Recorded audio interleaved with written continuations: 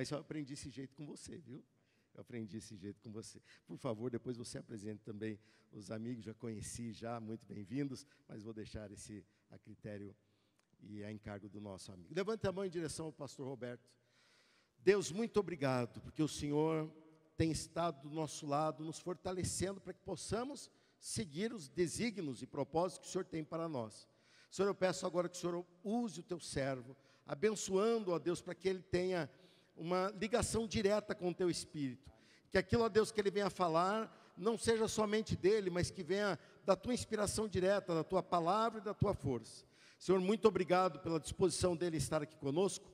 Usa-o, abençoa-o, porque ele sendo uma grande bênção hoje, o privilégio e a bênção é nossa também. Em nome de Jesus, amém. Vamos dar um aplauso, recebendo o servo de Deus.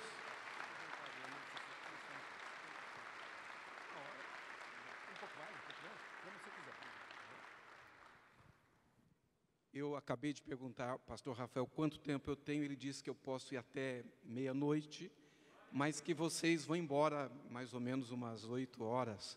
Então não adianta, né? Meus irmãos e amigos, boa noite. Paz do Senhor Jesus seja com vocês.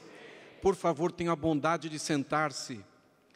Quero louvar a Deus por esta oportunidade. É um enorme privilégio estar aqui hoje com vocês. Eu tive hoje a alegria de participar da celebração da Santa Ceia lá em Arujá, na congregação de vocês, onde o pastor Rafael também é presidente.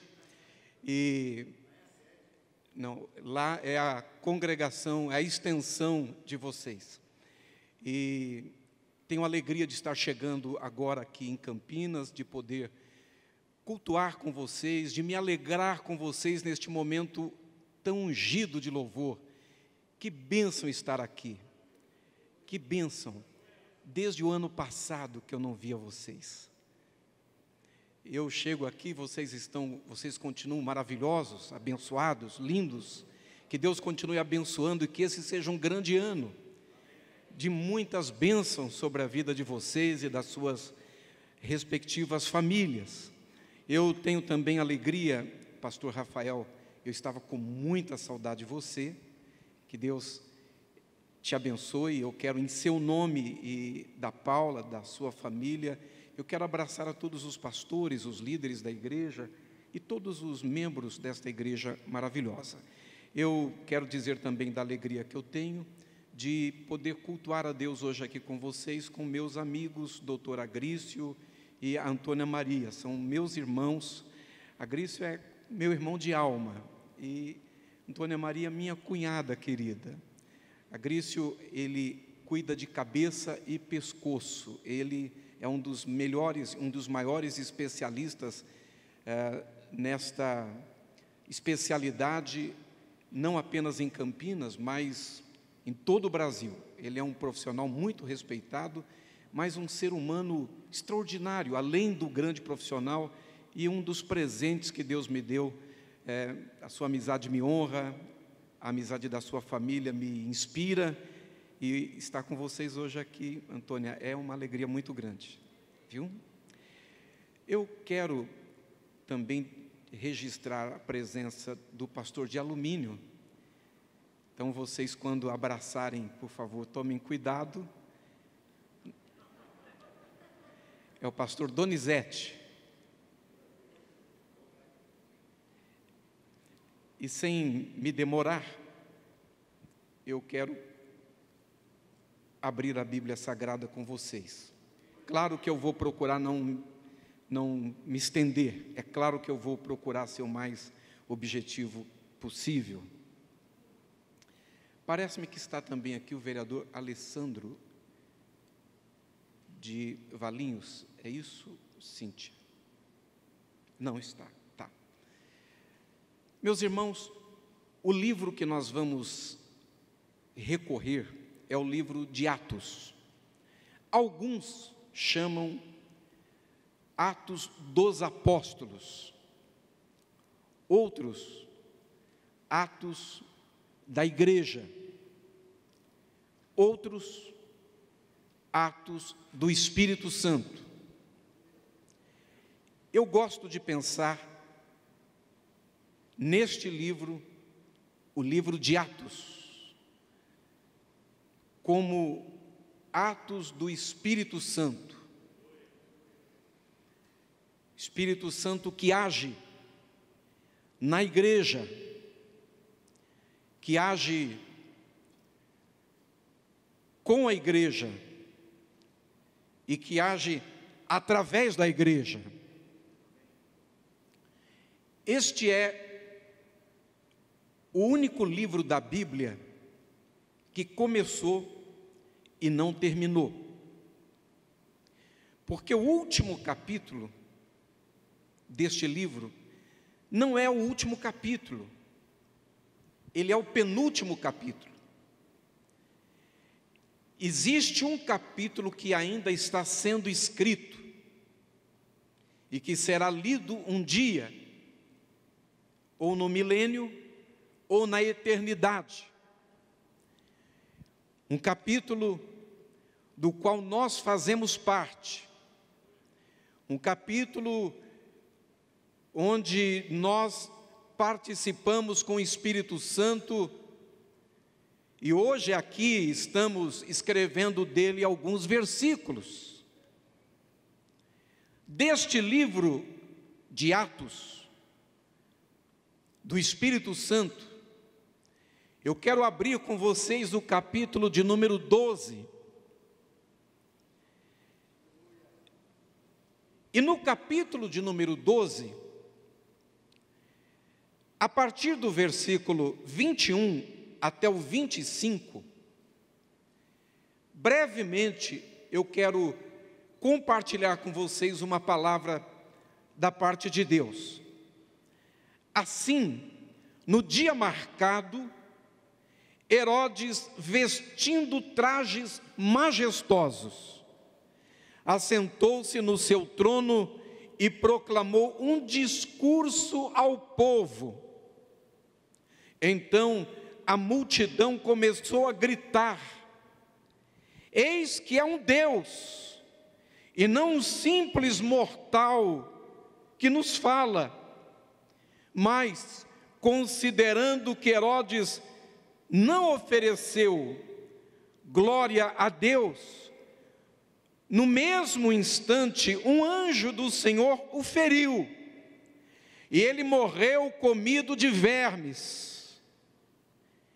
Entretanto, eu vou pedir que você guarde esta palavra, coloque no seu reservatório, porque daqui a pouco nós vamos retornar para ela, e ela tem uma peça fundamental, ela é uma peça fundamental na palavra que eu preciso compartilhar com vocês hoje. Entretanto, a palavra de Deus continuava a espalhar-se por toda parte, multiplicando-se, e havendo concluído sua missão, Barnabé e Saulo voltaram de Jerusalém, levando consigo João, também conhecido por seu segundo nome, Marcos. Muito bem. Quando eu leio o capítulo de número 12 do livro dos Atos do Espírito Santo, eu destaco 4 importantes considerações. Este é um capítulo que poderia ser o roteiro de um filme extraordinário, de grande bilheteria, um roteiro de um filme de muita ação, de muita velocidade. Não dá para se cansar, neste capítulo 12, com os acontecimentos que se sucedem numa velocidade incrível.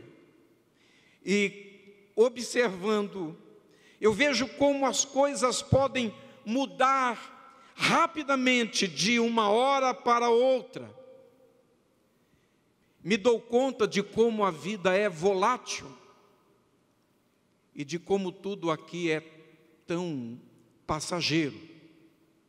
Aqui, Herodes começa o capítulo 12, sentado num trono, se sentindo todo-poderoso. Ele decide quem vive, ele decide quem morre. Mas logo em seguida, quando este capítulo termina, ele está caindo do trono, morto, comido de bicho, porque não deu glória a Deus.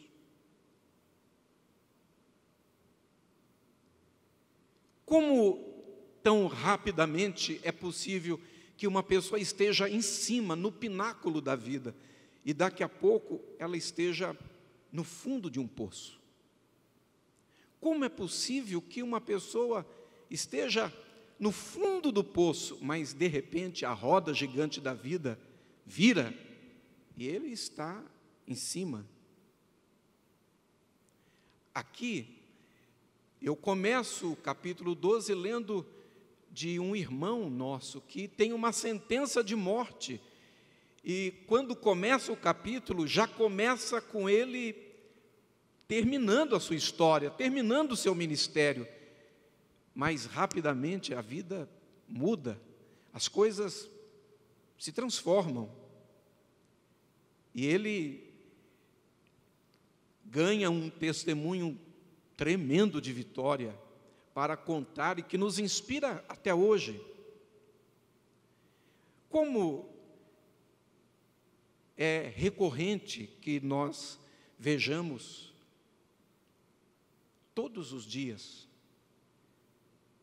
pessoas caindo e pessoas se levantando, pessoas que vão dormir ricas e acordam pobres, outros que dormem pobres e acordam ricos, alguns que dormem com saúde e acordam sem saúde, outros que nem acordam, famílias cujo chefe da casa sai de manhã para o trabalho, para buscar o pão de cada dia e não volta mais.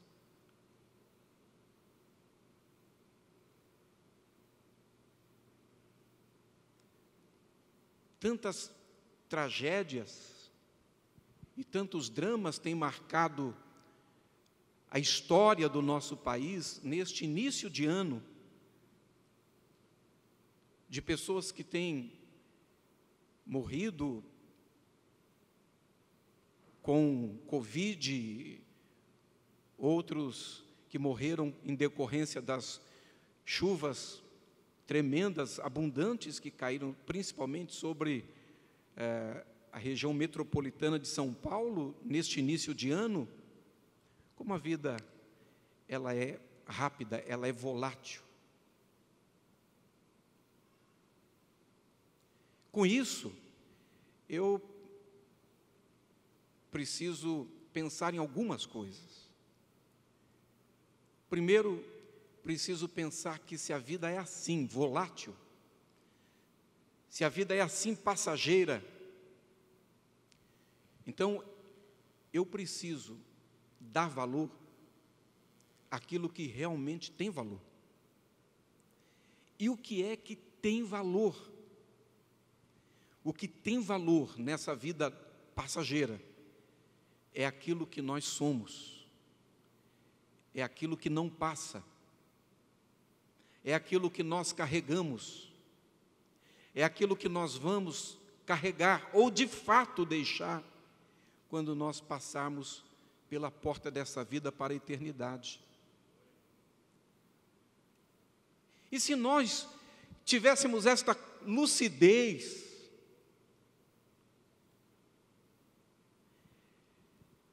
dificilmente muitos de nós, ou tantos de nós, agiriam com tanta soberba, com tanta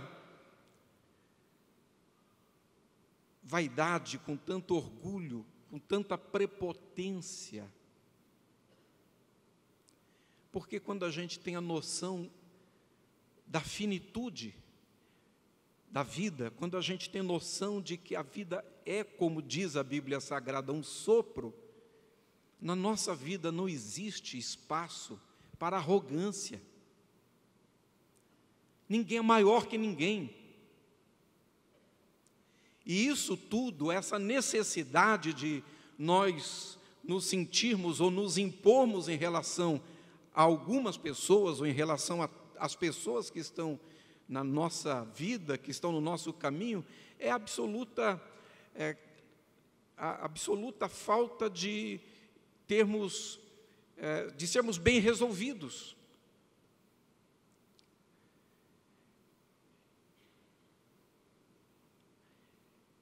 Por que é que Jesus, esse Deus bem resolvido, nunca se impõe como Deus para ser adorado, para ser amado, para ser servido por ninguém?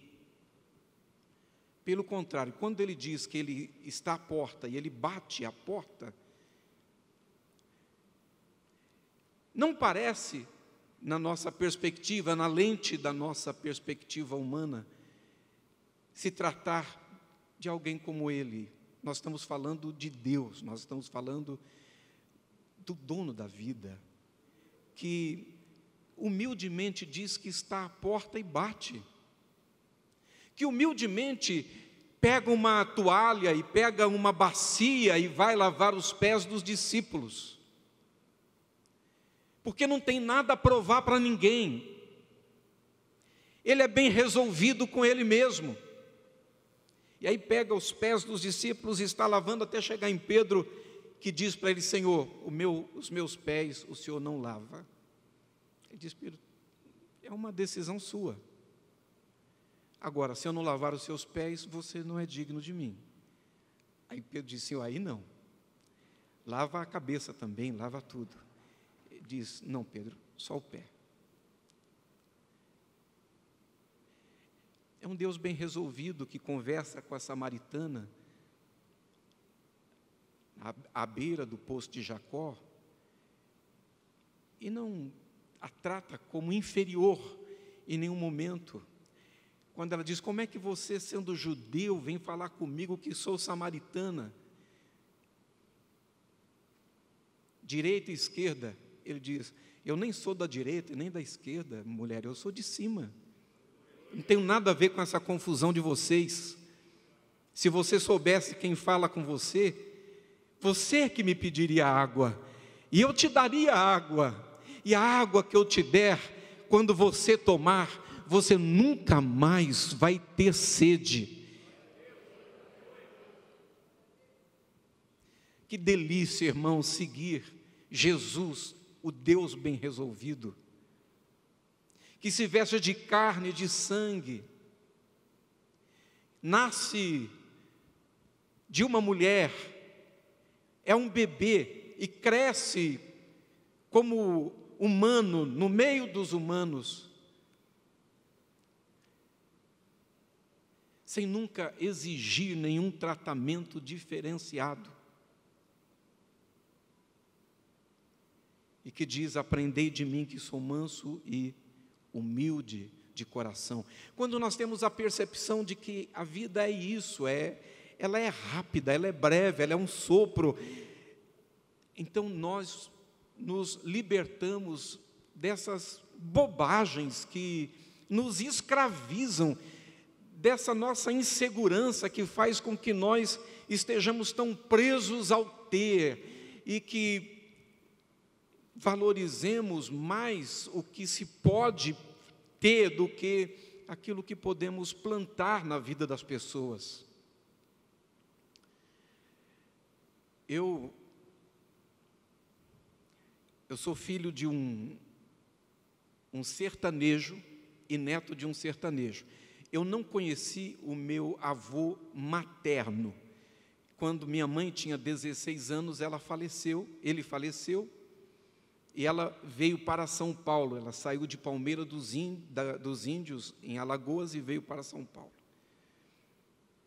Eu conheci apenas o meu avô paterno, o vô Chico. O vô Chico era um homem extraordinário. Ele era um homem simples, ele era um agricultor familiar. E quando chegou em Santa Isabel, foi trabalhar numa tecelagem e se aposentou na tecelagem depois de 30 e poucos anos de trabalho. Todos os dias ele ia com um chinelo de couro e com um chapéu de couro, e ele era muito querido por todo mundo, porque ele era um cara feliz, bem resolvido, e ele andava o tempo todo cantando, ele era feliz. Ele, já aposentado, já idoso, ele foi aprender a ler e escrever. Embora casado com a minha avó, que era professora, ele foi fazer o Mobral e foi aprender a ler e escrever já idoso, já velhinho. E velhinho, quando eu era criança, era um cara com 50 anos. Então, eu tenho 55 hoje, sou um decano, né, um ancião. Eu fui à festa de aniversário dele de 50 anos, era a festa de um velho. Hoje, uma pessoa faz 60 e é um jovem de 60, é uma moça de 60, tem muitos anos ainda pela frente. E meu avô era meu companheiro de oração. Quando ele estava estudando, ele só aprendeu 2 palavras. No dia que ele morreu, ele só sabia ler e escrever 2 palavras: Francisco e Jesus, só isso. E muitas vezes ele ficava com a Bíblia, lendo a Bíblia, mas ele não sabia ler. Mas ele ficava lendo a Bíblia na varanda da casa da minha avó. E todas as vezes que ele achava o nome Jesus, ele fazia um Pentecoste, um barulho. E a minha avó gritava lá de dentro: quieta, Chico! E ele respondia: me deixa, Maria! E fazia festa. Encontrava o nome Jesus, era uma festa. Meu avô, no dia que eu fui batizado com o Espírito Santo, ele estava orando comigo. Nós buscávamos o batismo com o Espírito Santo juntos. Oramos dias, noites, madrugadas, e no mês de julho, no primeiro sábado de julho do ano de 1977, eu estava no Ouro Fino, era um sítio, e eu me lembro que a sala tinha um fogão a lenha no canto, e nós 2 estávamos, meu avô e eu, abraçados, orando. Eu tinha 11 anos, quando eu fui batizado com o Espírito Santo e comecei a orar em línguas estranhas. E o meu avô, ele não tinha sido batizado com o Espírito Santo, segundo a compreensão pentecostal. Mas para mim, meu avô era mais do que batizado com o Espírito Santo, ele era mergulhado no Espírito Santo. E eu me lembro quando nós nos abraçamos, do olhar dele. Quando os nossos olhos se encontraram, a felicidade dele em me ver, o seu neto batizado com o Espírito Santo ali, e ele estava com a camisa suada. Anos depois, ele nunca recebeu o dom de línguas, ele tinha essa frustração. Eu estou voltando de viagem, sei que ele está no hospital e que ele está nas últimas, ele está em coma. E eu chego, está o meu pai, está a minha mãe, está a minha avó, os 3 estão em torno do seu leito, ele é inconsciente, ele está amarrado, e eu faço uma oração a Deus, eu digo: Senhor, o meu avô está partindo para a eternidade. Eu já pastor ordenado, já tinha 21, 22 anos, 10, 11 anos depois daquele dia, e eu disse: meu avô está partindo para a eternidade. Ele nunca falou em línguas.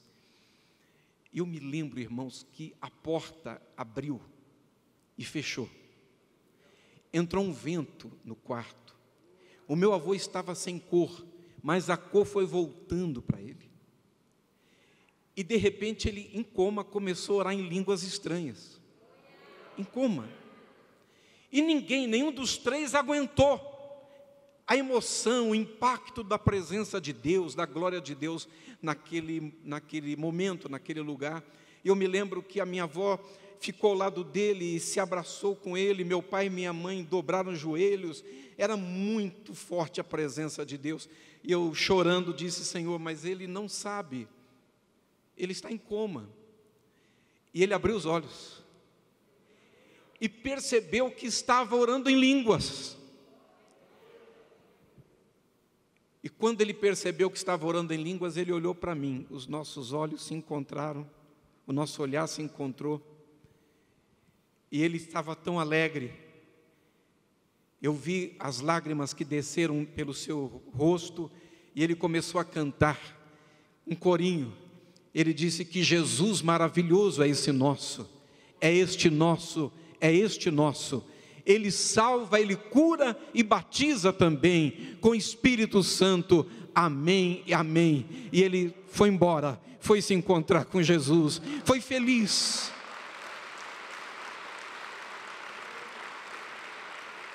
Meu avô não me deixou herança, assim como meu pai também não deixou uma herança. Meu pai e minha mãe criaram 12 filhos, eles lutaram muito para que os filhos sobrevivessem e para criá-los nos caminhos do Senhor.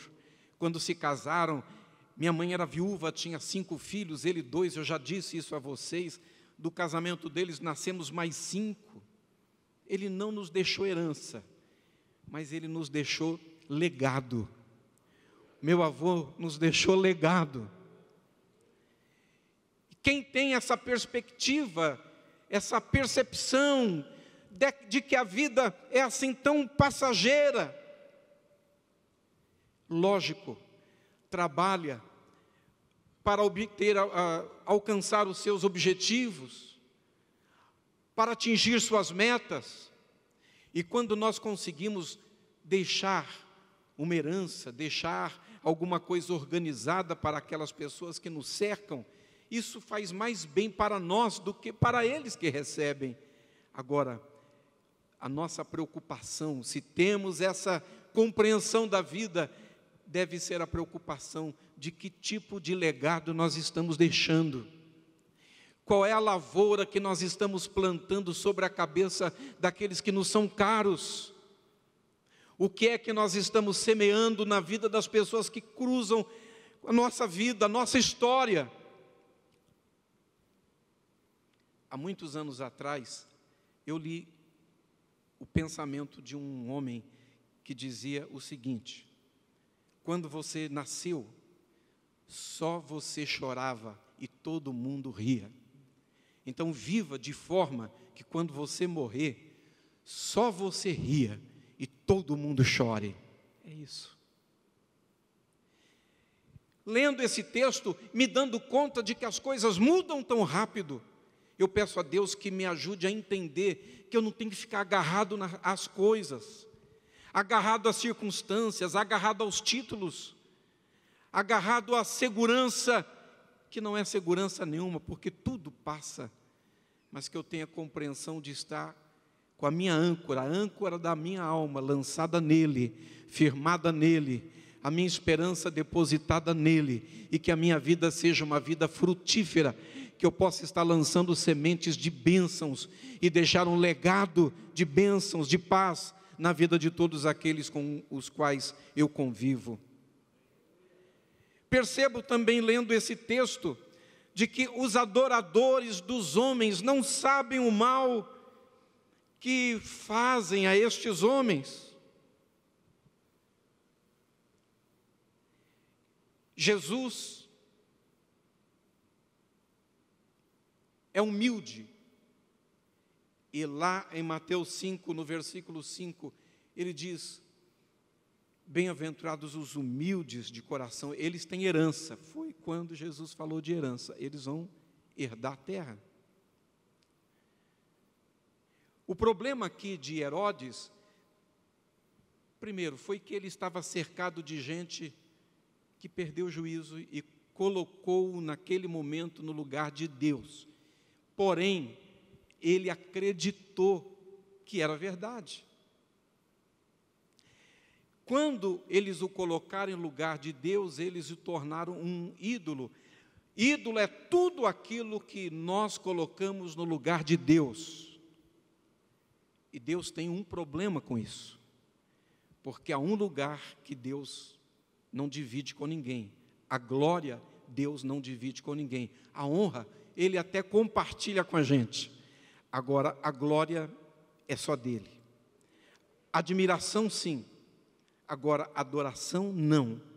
Adoração a Deus, somente a Deus.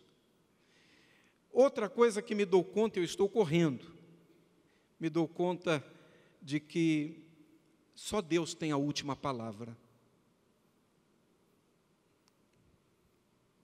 Eu encontro no início do capítulo 12, Herodes, cheio de empáfia, ele manda matar Tiago, apóstolo, irmão de João. Tiago foi um dos primeiros discípulos. Ele era um dos apóstolos mais influentes da igreja. Então, Herodes escolhe o apóstolo que é um dos mais influentes e manda matar. A igreja sofre um baque. Mas a igreja não para. Quando eu cheguei aqui, cadê o Alê?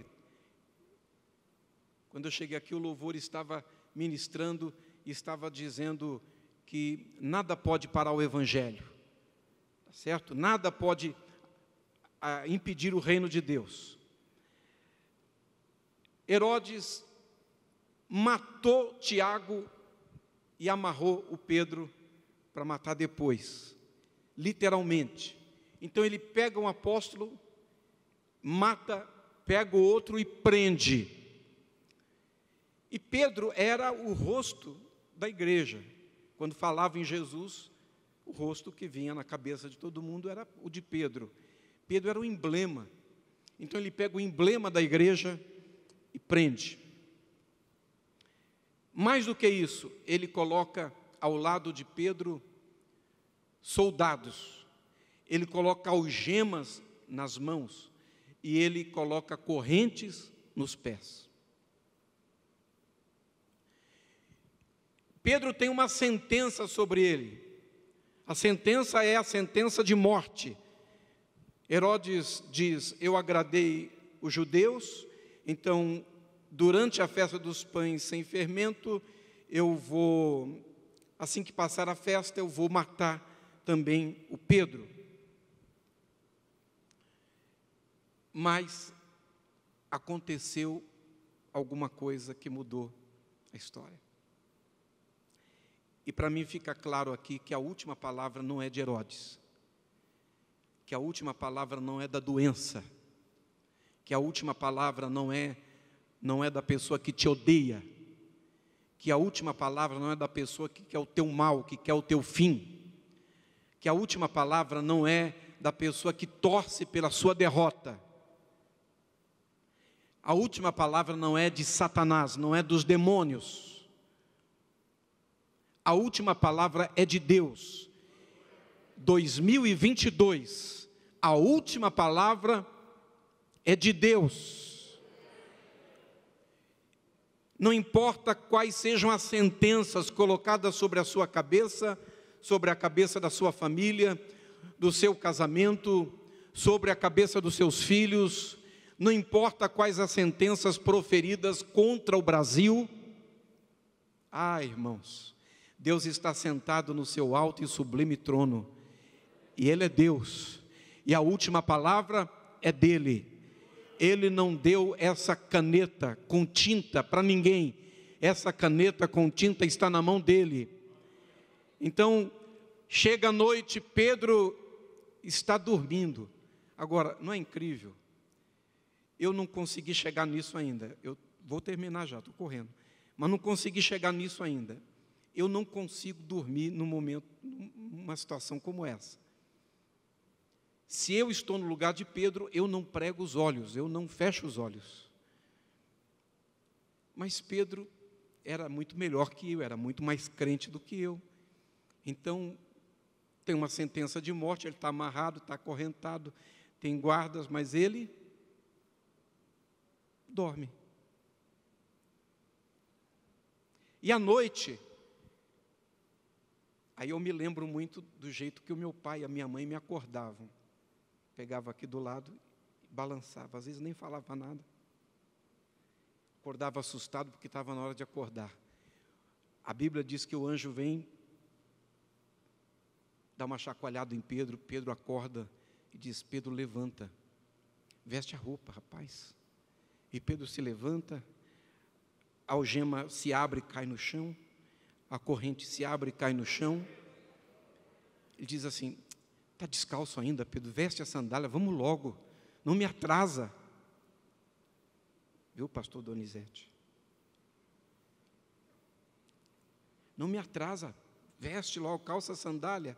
Ao Pedro calçou a sandália, ele disse: o Pedro, lá fora está frio, veste também a capa e a túnica. Olha o cuidado, incrível. E ele vai saindo, e o Pedro depois conta para os irmãos que ele nem sabia se era um sonho, se não era um sonho. Na cabeça dele ele estava sonhando, mas eles vão andando, os guardas estão dormindo, continua dormindo, e eu não sei como é que continua dormindo com o barulho das coisas caindo no chão, mas dorme, o anjo quer que eles durmam, e o anjo vai, a porta abre, eles passam, a porta fecha, a porta abre, eles passam, a porta fecha, e quando eles chegam na rua, o anjo vai embora. Aí o Pedro diz: puxa vida, isso é verdade, não era um sonho, é um anjo, eu estou livre. Chega lá na porta, bate lá na porta da casa da mãe do João Marcos, e vem uma moça atender, e essa moça, quando vê que é o Pedro, fecha a porta de novo, deixa o Pedro lá fora, e volta e diz para os irmãos: o Pedro está batendo lá na porta.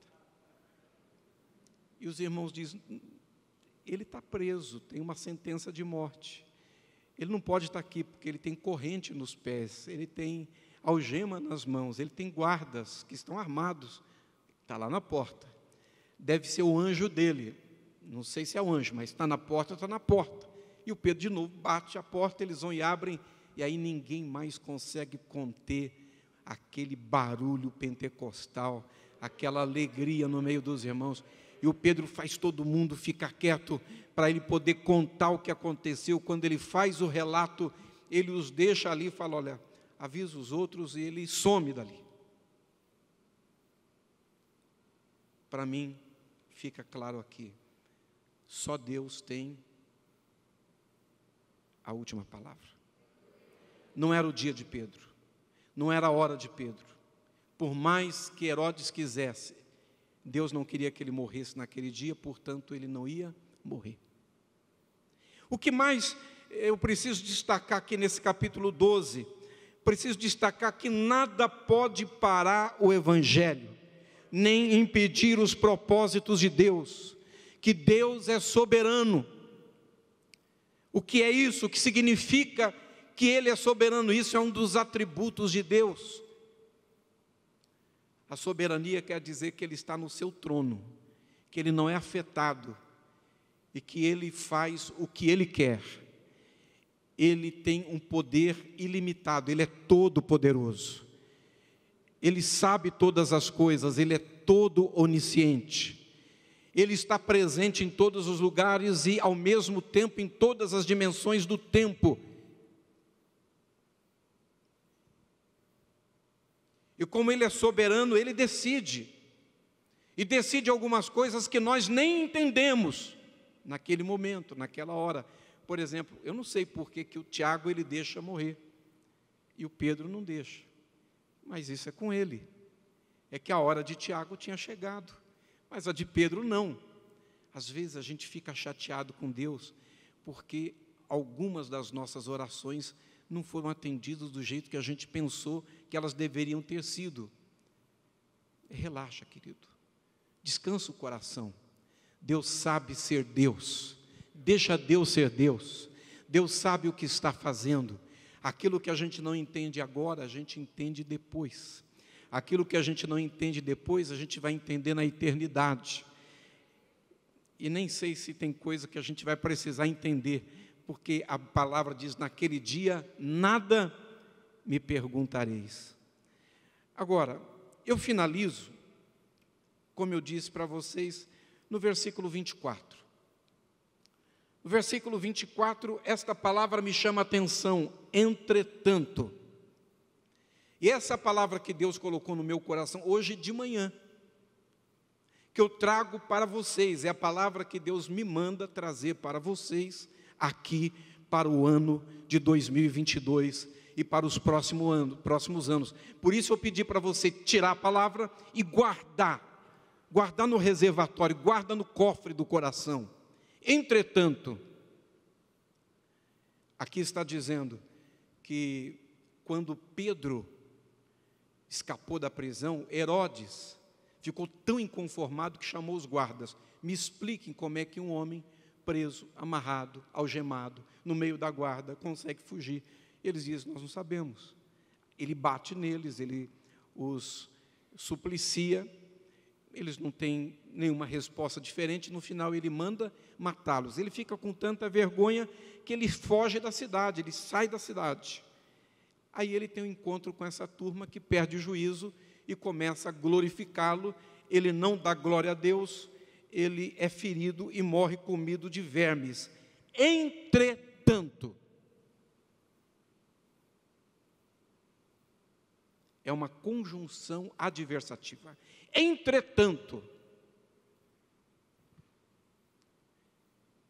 Satanás pode ter um projeto grande contra a sua vida. Entretanto, os planos de Deus jamais serão frustrados. Você pode ter todas as limitações que se tornam para você obstáculos quase que intransponíveis entre você e os sonhos que Deus plantou no seu coração. Entretanto, Ele é Deus, e Ele não começa nada que Ele não tenha poder para terminar. Se Ele disse que ia fazer, se Ele começou a obra, é porque Ele pode terminar. Você pode se sentir pequeno, se sentir fraco, se sentir frágil, diante das adversidades que talvez sejam para você como gigantes maiores do que o Golias. Entretanto, eu não vou contra ti com espadas e lanças, eu vou contra ti em nome do Senhor dos Exércitos. Quem tem o nome do Senhor dos Exércitos na sua vida, quem está do lado certo, quem está do lado de Deus, é mais do que vencedor. Entretanto, você pode ter uma sentença de morte, você pode ter palavras contrárias, orações contrárias, existe. Você pode ter gente que torce contra, mas ainda que o mundo inteiro dê as mãos torcendo contra você, ainda que todos os demônios do inferno deem as mãos torcendo pelo teu mal, entretanto, o Senhor é o meu pastor e nada me faltará. Deitar-me faz em verdes pastos, guia-me mansamente pelas águas tranquilas por amor do seu nome. Ainda que eu andasse pelo vale da sombra e da morte, não temeria mal algum, porque tu estás comigo. Entretanto, no campo, no vale verdejante, ou no vale da sombra e da morte, você tem pastor.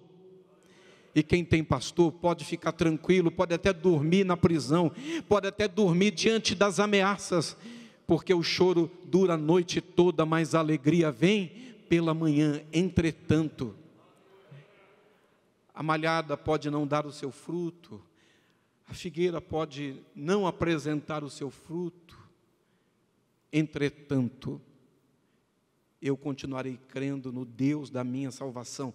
Irmãos, hoje, quando nós saímos pelas portas desta catedral e formos para a nossa casa, para a nossa semana, para o nosso mês, que o Espírito Santo faça nos lembrar disso. Entretanto, você é de Deus, entretanto você tem a Deus, entretanto você tem o Senhor, entretanto você tem o seu nome escrito no livro da vida, entretanto uma gota do sangue de Jesus tem mais poder do que o sangue de todas as ovelhas, de todos os touros. Entretanto, o Deus da Bíblia Sagrada te conhece por dentro e por fora. conhece tanto que, se Ele fosse só justo, nem eu estaria aqui pregando, principalmente eu não estaria aqui pregando. Entretanto, além de justiça, Ele é amor, e aquele que vem a mim de maneira nenhuma eu lançarei fora. Entretanto, o Evangelho é o entretanto de Deus, a graça é o entretanto de Deus, e o Espírito Santo está aqui, porque Deus é o Deus do entretanto, é o Deus da nova oportunidade, da segunda chance, é o Deus da nova casa, é o Deus do novo tempo, é o seu Deus, é o Deus que no ventre da sua mãe, escreveu na palma das mãos dele o teu nome, mas que agora escreveu o teu nome no livro da vida. Você é pequeno, entretanto ele é grande. Você é fraco, entretanto ele é forte. Você é criatura, entretanto ele é o Criador. Você é barro, e eu também, entretanto ele é o oleiro. Você tem dificuldades e limitações, entretanto nada pode impedir Deus de realizar na sua vida aquilo que Ele disse que faria. Esta é a palavra de Deus para você, para a tua casa, para a tua família, para esta igreja que Deus levantou em Campinas para o Brasil e para o mundo. Esta é a palavra de Deus para este ministério. Deus tem os seus entretantos, os seus segredos, as suas alternativas, a sua porta aberta. Bate, e se a porta estiver fechada, batei, ela abrir-se-vos-á. Entretanto, esse Deus desta palavra é o Deus que neste momento está presente nesta igreja, e se Ele está presente nesta igreja e esta palavra é dEle, eu chamo o poder desta palavra sobre a tua vida para curar as enfermidades. Eu chamo o poder desta palavra sobre a sua vida para, em nome de Jesus, quebrar e lançar por terra as algemas e as correntes que te paralisam, que te prendem, que te impedem de avançar para a realização dos sonhos de Deus na sua vida. O Deus desta palavra que está presente neste lugar é no nome dEle, é em nome do Senhor Jesus que eu invoco sobre a tua casa, sobre a tua família, as bênçãos, as chuvas de bênçãos da parte de Deus hoje e da parte de Deus para sempre. Curve a sua cabeça, por favor, feche os seus olhos e coloque a sua mão sobre o seu coração. Amado Pai Celestial, eu tive o privilégio de compartilhar a tua palavra com o teu povo, com este povo abençoado, com esta igreja maravilhosa, e agora, Pai, eu chamo pelo nome as tuas bênçãos sobre a vida deste povo, desta igreja, que o Senhor possa fazer cumprir na vida de cada um deles o teu santo propósito, e aqueles, meu Deus, que têm seus desafios, aqueles que diante de si têm os obstáculos que muitas vezes são maiores do que eles, aqueles que têm as suas preocupações, as correntes que os paralisam, meu Deus, que eles saiam daqui hoje com uma nova perspectiva, que o Senhor os leve, assim como o teu anjo abriu as portas para Pedro e o levou para fora, o levou para a liberdade, o levou para uma dimensão maior, que o Senhor possa conduzir os teus filhos a uma dimensão maior, que eles possam ver coisas que nunca viram,